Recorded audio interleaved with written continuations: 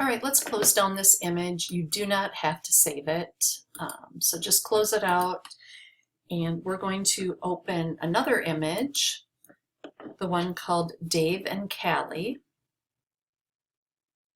JPEG, there we go. I don't know why I don't have a little thumbnail, but nonetheless. All right, sometimes we're going to get an image that looks good in some areas but needs help in others. So that heron picture that we just looked at really had problems all over it. However, when we look at this image, we can see that we have really good levels, really good exposure over here and in the woods. It's just that the shadows maybe are a little dark, but specifically the shadows on our subject and the dog. So applying an entire adjustment layer of levels across this whole image, top to bottom, would be overkill. We don't need it in several places. And luckily, we have a way to do that using the tools we know right now and another tool. So let's add an adjustment layer. So come down to your layers panel, come down to the yin and yang button, the add adjustment layer button, and choose levels. And we're going to use the usual procedure here. The black point is relatively fine. There's probably no need to bump that in even, but if you want to bump it in a smidge, you can. It is the white point that we need to bring over at least to where the data starts, maybe even a little bit more into the foothills. And if we bring it all the way up to where he looks good, it's definitely not going to be a good mix. So let's keep our white point somewhere over here at the lower part of the foothills. And if we're still not entirely happy, we're going to change our midpoint slider. We're going to brighten it up. So the number they chose in the book is around 1/8 something. So I'm just going to go to that. And I would say this is not great in many places. It's too much of an improvement. It's much better than the original, but we don't need it everywhere. Maybe a little bit more black point too, because he's kind of washed out. So I don't know, there's an 8. That looks a little bit better. So our foliage back here kind of got washed out for sure, and it's not really what we want. So notice in your layers panel that every adjustment layer is in fact a layer that we can mask on. So this is a new concept, unless you've used Photoshop before a lot.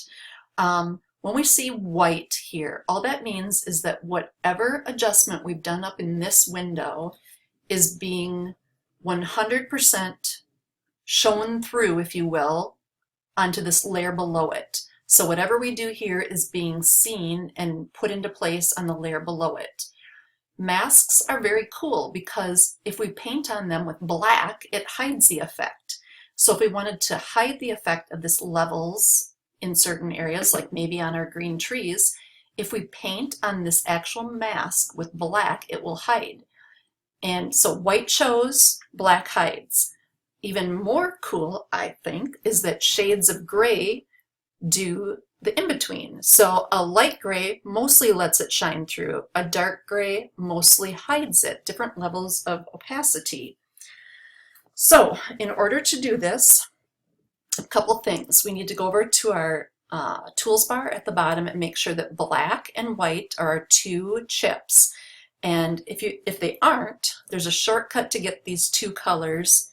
That's letter D for default on your keyboard, and that will cue up black and white. If you want to flip them and have white be your foreground, you can click on this double arrow right here. We need black to be our foreground, the one that we're going to paint with, and then we need to grab a brush. So we're going to come up here to the brush tool, and we're going to click on the brush tool.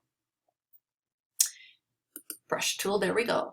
And how this brush works is dictated up in this top option bar. So right now I have a soft edged 125 pixel, well, actually it's hard edged brush. It was kind of hard to tell from that preview. So when I paint with a hard edged brush, where I'm painting, there's going to be a hard line between where the brush touches and where it doesn't. So if you think of a really stiff paintbrush versus a soft one that kind of spreads out. So I'm going to choose a soft brush, double click on that, And then I want it to be fairly big. So I could change it by the number up here, but I find it's easier to just visually watch your cursor and press the right bracket key on the keyboard. Notice my brush is getting bigger. And now before I paint, I want to make very sure that I'm actively painting on the mask of this levels adjustment layer. So I should see the little white corners lit up saying that this is what's targeted. If I come in here, just watch before you actually do this, and I start painting with black, and I let go of my mouse, I want you to see in this layers panel what actually happened. I painted with black, and wherever I painted it, the levels adjustment is not allowed to shine through. So I don't want it anywhere up here, at least I think I don't. And I can always make my brush smaller and get more detailed with this. But where I do want it, or where I want the adjustment shining through, is on the person and the dog. And maybe even some of this foreground down here. But wow, look how dramatic that was. That was a bit much, right? So I'm going to just undo that last step. And instead of painting with pure black, I'm going to click on my swatch over here, and I'm going to pick a shade of gray. By the way, I could pick any of these colors because it doesn't really matter what the color is. It's just using its luminosity. So if this were a black and white brush, what tint of gray is it? So this is obviously a light tint, just like this is. This is a heavy tint, just like black is.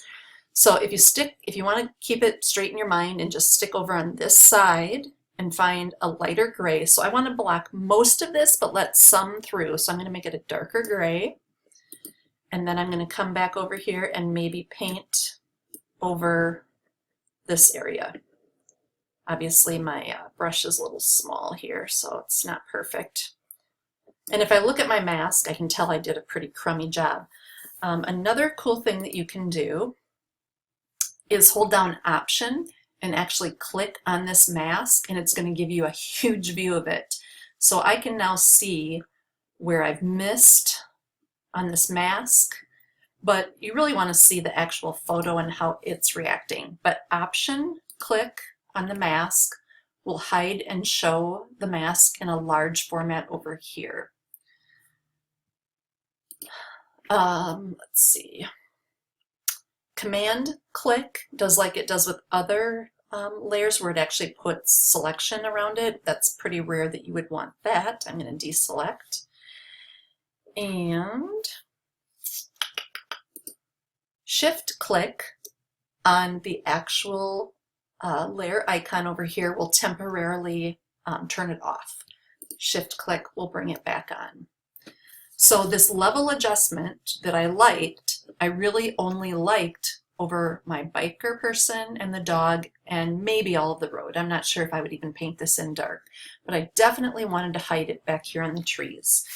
So painting is a way to, painting on the mask with black, white, and gray is really an awesome way to control how much of any adjustment, doesn't matter if it's levels or anything I'm going to teach you in the future, you can control how much of it shines through, if you will, or gets through to the layer below it. White shows, black hides, and gray steps in between. So that is an example of using manual levels and then tweaking it with the mask to control where it is seen. So we can close that document. We don't need to save it, and we'll move on to the next tool, which is curves.